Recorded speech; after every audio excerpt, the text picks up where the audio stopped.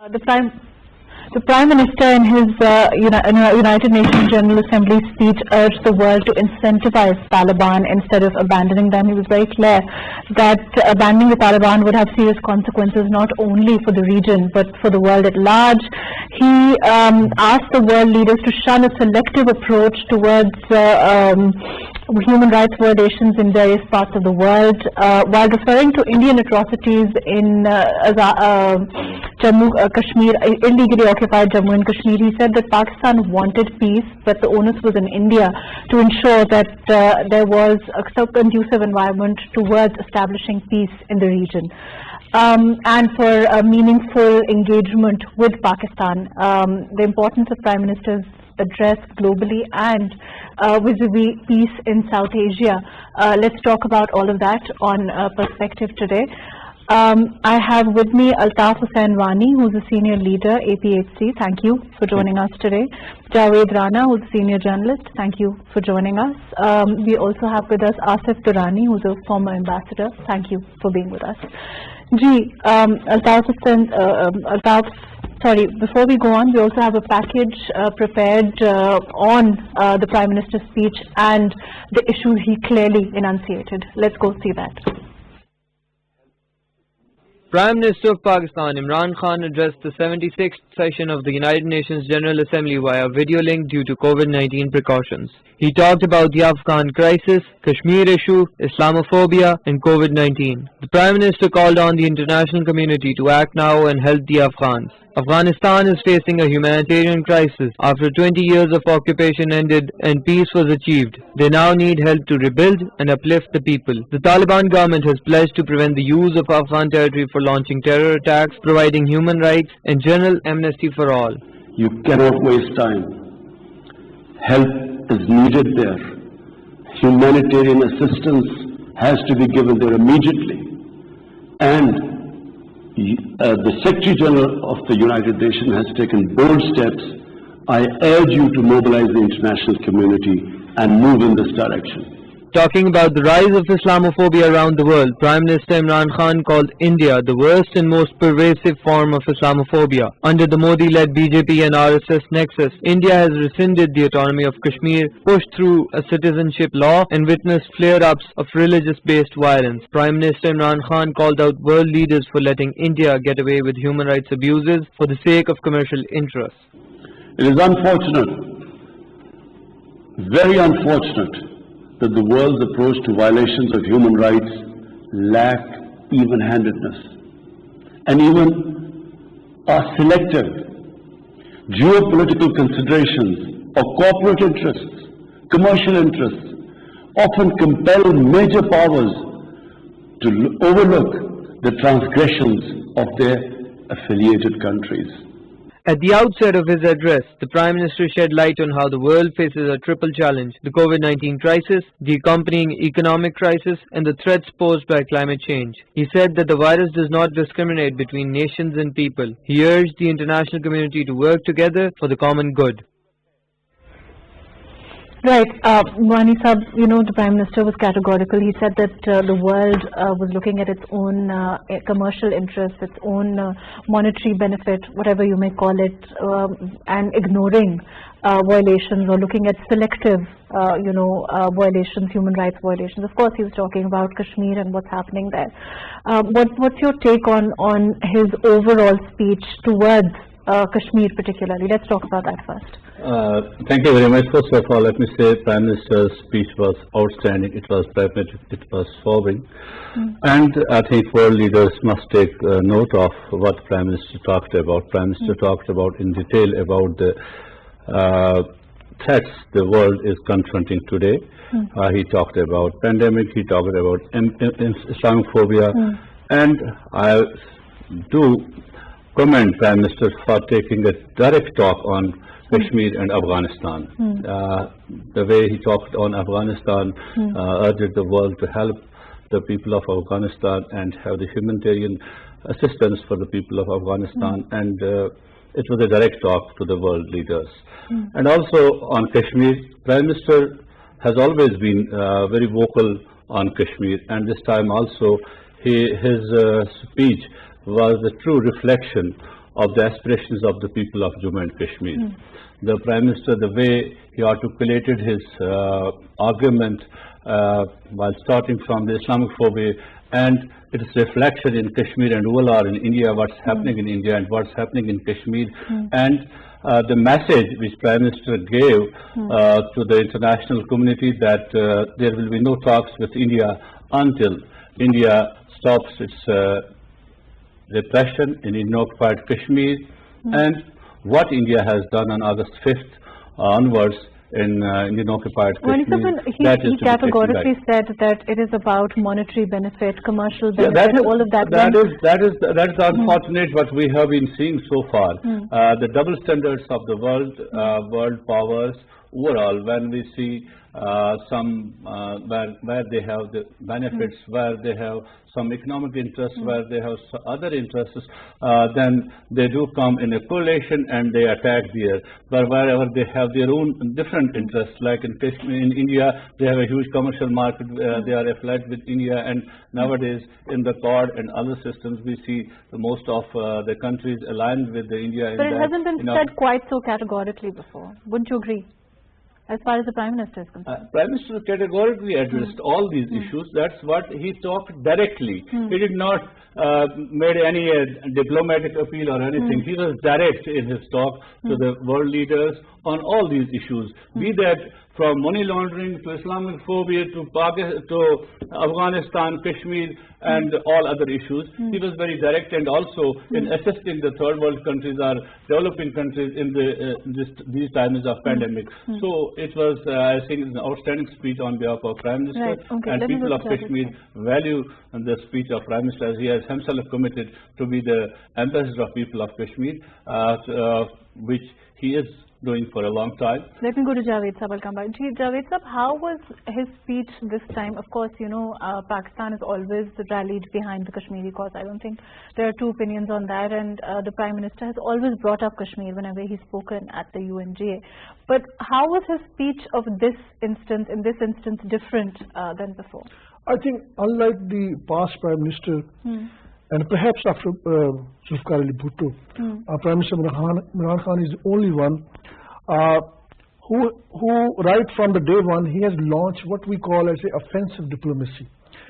I think the way he has been conducting himself, the foreign policy, particularly by and large, certainly there are certain weaknesses. We are all human beings, we are not angels. But I think he has projected the cause of Kashmir in a manner that was not seen, at least in recent decades. But again, it's not just the Kashmir, but there are also other issues which are linked with our foreign policy, which are indirectly linked with the Kashmir cause. But again, here the bigger question is that all these speeches that Prime Minister has been making, all the diplomacy that Pakistan has been conducting, and we have been pointing out these double standards. One may call it a kind of a hypocrisy, an institutionalized hypocrisy on the part of the West. Right. Javed Sahab, I will just come back to you. We've been joined by Munir Akram, who is a special representative in the UN. Munir Sahab, thank you for joining us. We've been talking about the speech the Prime Minister gave yesterday, and the fact that, you know, the way he enunciated as far as rallied behind the Kashmiri cause is perhaps in a way categorical and new. Can you tell us a little bit about that? I think the Prime Minister's advocacy of the Kashmiri cause was unequivocal. I think he outlined the situation in occupied Jammu and Kashmir clearly, and also spelled out the basis on which dialogue could be resumed to secure a solution for Kashmir, while underlining that without a resolution of the Jammu and Kashmir dispute, there will be no durable peace and security in South Asia. It was very clear exposition, and it was received with very close attention in the general India. As far as, I mean, he talked about the fact that monetary interest, commercial interests have dictated, unfortunately dictated the way the world, nations in the world have looked at human rights. And of course, Kashmir is a direct reflection of that. Quite right. I think he exposed the fact that while there are certain nations which claim to be the champions of human rights, when it comes down to Kashmir, their commercial, strategic, and other interests trump their values of human rights, and this is crass hypocrisy, and this needs to be exposed, and he has presented it very clearly to the world. When we talk about the importance of the address in the United Nations General Assembly, in the larger scheme of things, how do you see the fact, do you think that, as far as Kashmir is concerned, can we expect any sort of headway, for the Kashmiri cause at all?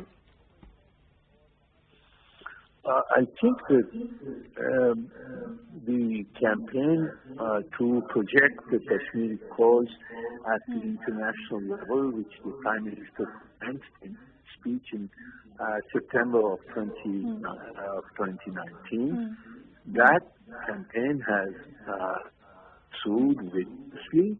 The world is now well aware of the Kashmiri situation, about the human rights violations that are taking place there, as well as the tensions and the threat to security which the Kashmir poses to the world and and therefore there is a growing recognition of the need to address the issue. Of course, as the Prime Minister stated, the interests of certain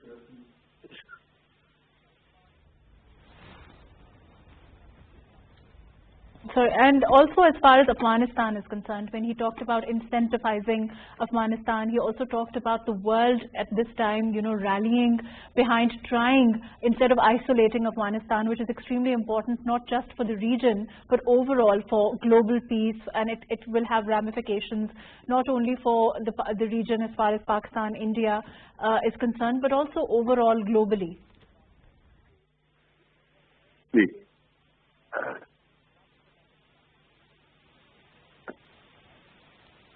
ISIS in Afghanistan is helping million people in Afghanistan who are food insecure, and if the economy collapse, it will be a huge exodus to Afghanistan, and not only the neighbors but the whole the Western world, etc. Will have to cope with that crisis, and the world is not ready to cope with such a crisis, apart from the human suffering that it will come. Therefore, communities should rally with the team in Kabul, provide the necessary relief and support that required, to not freeze their resources which are needed to support the Afghan people. That is the case that the Prime Minister made, and it is through stabilization of Afghanistan, through engagement with the Taliban regime in Afghanistan, that we will be able to stabilize Afghanistan, ensure that there is a crisis again which could promote instability, exodus of people, as well as a revival, danger of terrorism. Right. Thank you for your time, Munir Akram ji. Javed Sab, I think you were saying that over the course of the decade, the world has institutionalized hypocrisy. They simply look at their commercial and economic and geostrategic interest. The rest of the things about the human rights issues, that is just for public consumption, for the media consumption. And I mean, if we look at Afghanistan, the flogging and then the issues linked with the human rights, similar things in a theological pattern has been happening in the Saudi Arabia, but since Saudi Arabia has been the ally of the West, so they had never troubles with the Saudi Arabia. But when it comes to Afghanistan, now they are making a lot of hue and cry. As a matter of fact, when Pakistan has been insisting upon resolving Kashmir issue through dialogue, that will at the end of the day would boil down to one point. So demilitarization of the Kashmir region. I mean, there are different formulas, and then over the course of 2 decades, there may be a solution. Basically, to desensitize Kashmir and overshadow Kashmir issue. And at the end of the day, even if there is a solution of Kashmir, it may be a sovereign state about which the Americans have a plan. They want to monitor Afghanistan, Pakistan, and China. And I think all the formulas for the Kashmir resolutions, other than plebiscite, they are problematic. And for Pakistan in this given situation, when the world is simply not practically listening to Pakistan, the best way to go about is to maintain a status quo. Because if we don't maintain a status quo, then the other options that we have been offered in the backdoor diplomacy that are not acceptable. That would simply mean that after Murray, the borders of Pakistan would start.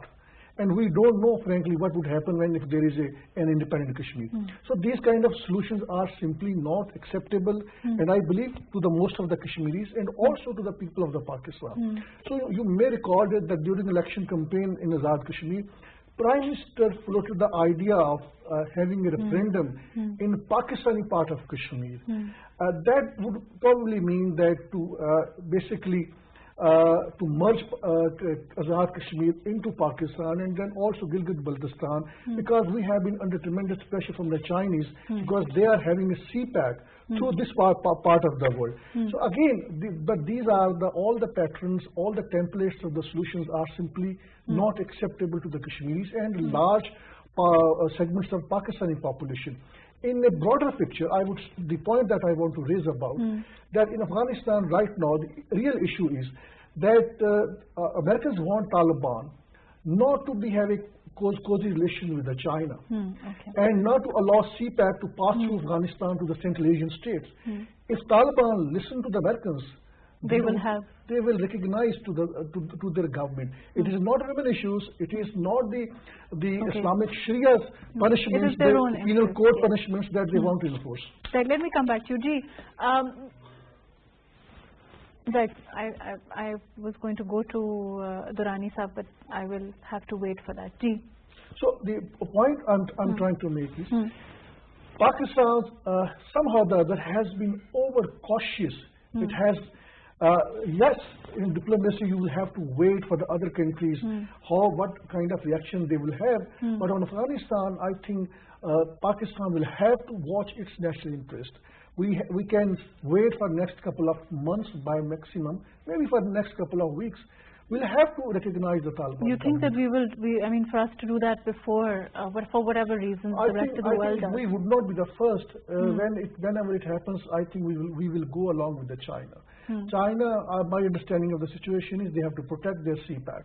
With Taliban's government in Afghanistan, that means they have almost restored the security in Afghanistan. After 20 years long battle, in your programs, I've been telling to everybody, with the Taliban's return, the civil war would end. It would not start.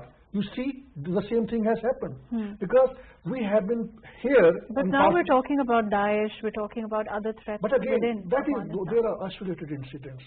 But by and large, law and order situation in Afghanistan that has been almost restored to the point where the Taliban had left it before the invasion of Afghanistan by the Americans. So this means this signals to the China that your CPAC is not more secure in Pakistan, and we are ready, and something they have publicly said, to allow CPAC to pass through from a secured Afghanistan to the Central Asian state. Something Americans don't want. Unfortunately, we did slow down the CPAC during last couple of years because we were just trying to listen to the Americans. And Americans, as an alternative, have been giving us nothing. Right. Okay, let me go to Asif Durrani Sahab. I'll come back to you. Ji, Durrani Sahab, we've been talking about Afghanistan and how the fact that, as far as China is concerned and their own interest vis-a-vis CPAC will lead them to perhaps recognize Taliban before anybody else, and whether we should follow suit. I think there is a consent among the immediate neighbors of Afghanistan to recognize Taliban collectively. And this was stated clearly by Prime Minister to his interview yesterday to the BBC, and in which he said that it is a collective decision by the immediate neighbors of Afghanistan. So therefore, I think there should be no ambiguity. It's not As a far question as the situation within Afghanistan is concerned, as far as threats of Daesh are concerned, how immediate and how threatening do you think those issues can be and are at this time? right now, those are the lingering threats. We cannot shy away with that. They are still in existence. So till the time they do exist, they pose a threat to not only to Afghanistan but to the neighbors and elsewhere in the world because of their ideology, which is based on extremism and terrorism. And Taliban are also their victims. They have been targeted by Daesh. And they have been fighting mostly in the southern Afghanistan and eastern Afghanistan. So I think they would remain a threat, and they would remain a threat to all of us. Yes. Do you think, I mean, you've said that they could remain a threat to us, but what kind of a spillover effect do you see for Pakistan? Spillover effect in case that humanitarian assistance in Afghanistan gets worsened. In that case, then we should expect the influx of Afghan refugees to Pakistan, not only to Pakistan but to all immediate neighbors. But I think Pakistan and Iran are the, you can say, favorite destination of the Afghans, mostly Pakistan. So in that case, if the humanitarian situation worsens. And at the same time, there are possibilities that other factors could also cause problems. For instance, if Taliban are unable to stabilize the situation and other opposition groups belonging to other ethnic and religious groups, if they regroup and then launch a movement against the Taliban. Yes. Right. Okay. Let me come back to you. Ji, Altaf Sab, you know, as far as Afghanistan is concerned, as far as our take on Afghanistan is concerned, we've always maintained that it needs, like the Prime Minister said, we need to incentivize them, we need to help them at this time rather than isolating them. And that's very important. But also another thing he talked about at the UNGA was, the money laundering aspect of things, and also the fact that, this illegal money could potentially do later for nations. And he talked about, erecting walls which would be needed because the money from developing countries was clearly going there, and they were choosing to look the other way. That's also one of the important things that he spoke about. You see that I think this is a very serious issue around the globe, and the third world countries or the developing countries are facing, because every time we have the accusations about the rulers or other people who are taking the money back to the Western countries or in the different banks and all that, and the people in these developing countries remain poor, jobless, and at the end of the day, when the people don't have the lifestyle they want, or the jobs they want, or the livelihood they want, they will opt for different things. They will opt for violence then. And what has been happening in Afghanistan or other places, then people opt for violence. And that's what Prime Minister did said. And he has some other things also in mind in that perspective, what he asked the world leaders to create a wall against this money laundering, and in order to allow the people in the developing countries to have a better living, so that their resources are used in their own countries, their money is used in their own country, instead that is taken away in the Western banks and all that, and used against for other purposes. And in case of this money laundering, then we have the drugs and other things involved in that, and that's a very serious thing which Prime Minister has taken. I think Pakistan has been urging the world community and to learn a lesson at least from its own history. I mean, US, I'm referring about US-led NATO. And it seems they haven't learned any lesson from what they have done in Afghanistan. For the last 20 years, they've been bombing Afghan people. They've killed 200,000 people. And their armed, trained army, at least 120,000 of their soldiers and other security personnel were killed. And Pakistan has been urging the world, the Americans particularly, negotiate with the Taliban. They are indigenized. They are the local Afghans. They are not the foreigners there. At the end of the day, you will have to negotiate with the Taliban. No one listened to Pakistan. And then they used every conceivable weapon to destroy them. They gain, in retaliation, they gain more territory. So I think world has already faced the music of not listening to Pakistan's piece of advice. The way Pakistan understands Afghanistan, no one else understands. What we know about Afghanistan, no other country knows about. You may recall that there is a very popular video clip going on of Ijaz Doval, the Indian National Security Advisor. He said that during the last couple of months, he met 13 to 14 Pakistani officials in different conferences, side meetings, informal meetings. And they said that this army, the Afghan National Army, would not resist to the Taliban. And I never took it serious because I thought that Pakistanis are lying. But now I have to admit that they were the right. Yes, because there was no resistance. So the world is not listening to Pakistan.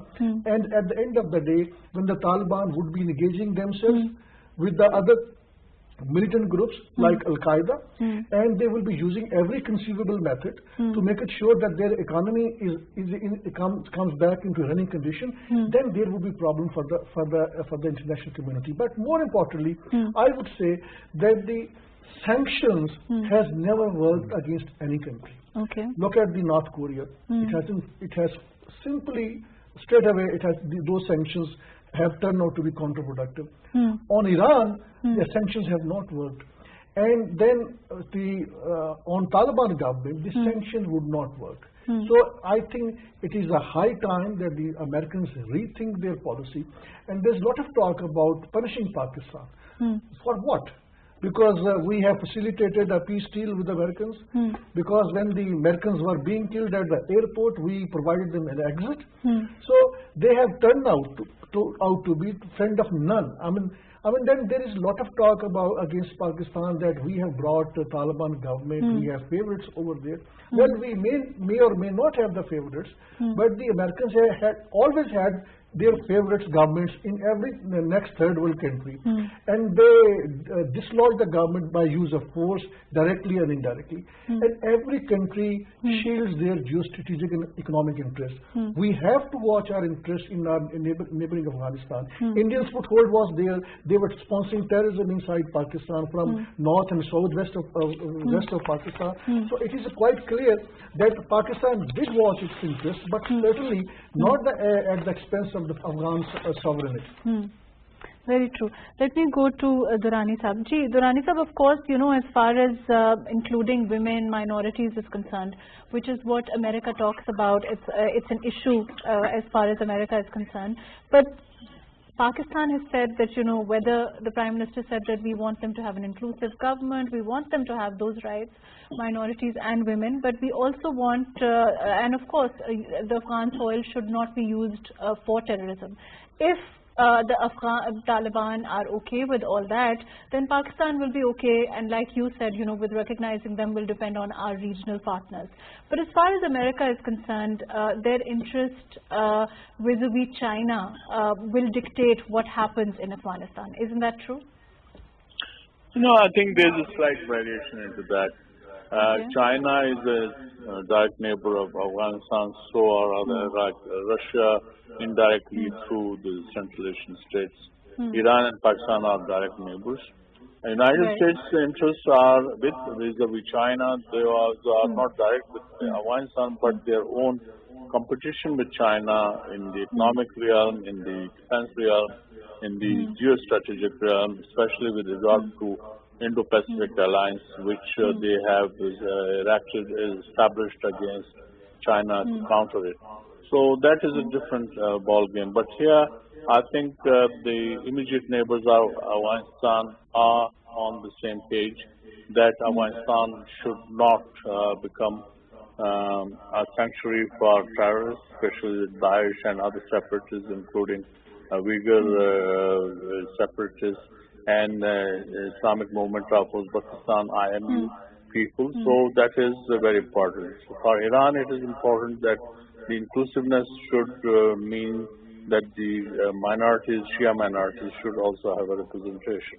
But when we talk about representation, the Western leaders are concerned, isn't it true that they, there's actually a sort of mistrust there as far as Pakistan is concerned? They feel that, we may say something else, but actually we might not necessarily do that. And then there is also, as far as the leverage is concerned, that also has been a sore point as far as the West is concerned, saying that Pakistan doesn't do enough, all of that mantra, and the fact that, we have leverage, but we haven't used it, all of that, it's still, quite there. It's still in our faces. I think more than Pakistan, it's the West which holds the key. Is Taliban, they have captured the country, but now they are dependent on foreign aid. 3/4 of Afghanistan's budget was supplemented by the United States and the West. So here, I think putting blame on Pakistan would be unrealistic, would be uncalled for, and that would belie the ground reality. So I think those nations, they also, which criticize Pakistan, they also know the ground realities. So I don't buy that, and I think it has this kind of line of thinking has not succeeded in the past, and it's not going to succeed in the future. Yes. There's also a line of thinking which says that as far as our narrative on Afghanistan is concerned, we need to stop now, as far as, trying to justify our opinion, our narrative on Afghanistan, and we just need to take a step back because, as far as Afghanistan is concerned, we can talk about our shared interests, we can talk about the fact that, of course, peace in the region, peace in Afghanistan is most important to Pakistan, but that's it. For us to try to justify what we've done, the sacrifices we've made, it's perhaps been too long, and we've done enough in trying to tell the West, the world, how much we've lost and how much we've sacrificed to try to do what they have always been wanting to do more. That whole narrative. I think we should stop pleading our being victims. The West is not interested in that. Those are the facts. Those are there. Those should serve as a lesson to Pakistan here. So, and that should serve as a lesson to consolidate our gains, make our economy strong, and then also make peace within the region. And I think this Afghanistan and then the emerging consensus within the region, especially amongst the immediate neighbors of Afghanistan, provides us a rare opportunity to make common causes. And if in the region there is peace, there is stability, then I think we don't need allies far afield, and that would also would be a win-win situation for all the countries of the region which neighbor of Pakistan. So we don't have to, in fact, we have made our point. Yes, we have rendered sacrifices. We have rendered more sacrifices than our 3 wars with India. The 80,000 people have been killed due to Afghanistan situation. I think that is 20 times more than what we had during 3 wars with India. So those figures speak for themselves, but at the same time, there's no need to repeat that mantra and plead yourselves as victims. We are a nuclear power, and we should behave like a nuclear power. We have defeated those forces which wanted to bring in obscurantist tendencies in Pakistan or change the way of life which Pakistanis have. I think that should serve as a source of solace to the Pakistanis.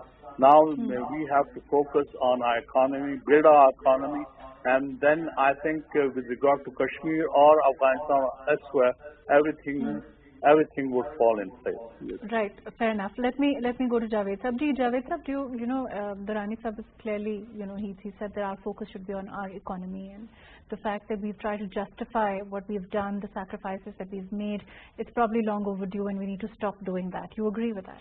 I would disagree. Okay. The reason being is that every next day we hear a lot of allegations against us that we've been backing the Taliban. It was we who actually, according to them, enabled the Taliban's takeover.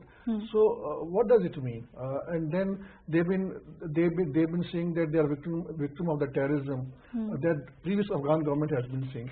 So we have to, each time we have to point this out. But what's the benefit and what's the benefit? The benefit is that if you don't do this, the next would be there would be more pressure on Pakistan to use its leverage onto the Taliban to give concessions, and we are caught essentially between two extremes. On one side, the West has been pressurizing Pakistan to use its clout on Taliban to give kind of the concessions which I think is next to impossible. Taliban are not going to give us any concessions when it comes to their ideology. When we talk about leverage, when we are told that we have that kind of leverage. Now they are talking about basically there are two issues.